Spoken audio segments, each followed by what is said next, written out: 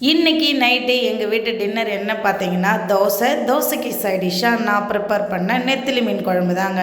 Taste அல்டிமேட்டாக இருந்தது. மறக்காமல் ட்ரை பண்ணி பாருங்கள். இப்போது ஒரு கடாயில் கொஞ்சமாக எண்ணெய் விட்டுக்கலாம்.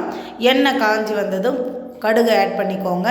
கடுகு நல்லா பொரிஞ்சதும் பொடியாக நறுக்கின வெங்காயம் கூடவே பொடியாக நறுக்கின தக்காளி சேர்த்து நல்லா வதக்கிக்கலாம். இப்போ டேஸ்ட்டுக்கு சால்ட்டு கூடவே ரெட் சில்லி பவுடர், வீட்டு மிளகாய்த்தூள் போட்டு வதக்கிட்டு இப்போது நம்ம ஊற வச்ச புளி தண்ணியை சேர்த்து கொஞ்சமாக தண்ணி சேர்த்து நல்லா கொதிக்க வச்சுக்கோங்க. இந்த குழம்பு ப்ரிப்பேர் பண்ணும்போது எனக்கு என்னோடய சைல்ட்ஹுட் மெமரி தாங்க வந்தது. ஏன்னா எங்களோட அப்பா குளத்துலேருந்து குட்டி குட்டி மீன் பிடிச்சிட்டு வருவார். அந்த மீனுக்கு அசர மீனுன்னு சொல்லுவாங்க. அந்த குழம்பு மாதிரியே இருந்ததுங்க. குழம்பு நல்லா கொதித்து வந்துருச்சு. இந்த ஸ்டேஜில் நம்ம கழுவி வச்சுருக்கிற நெத்திலி மீனை சேர்த்து கொதி வச்சுக்கலாம். அதிகமாக கொதிச்சதுன்னா மீன் உடஞ்சிரும். அதுக்கப்புறம் முள் குழம்புல சேர்ந்துச்சுன்னா பசங்க சாப்பிட முடியாது. சூப்பரான நெத்திலி மீன் குழம்பு ரெடி ஆகிடுச்சு. அவ்வளோதாங்க.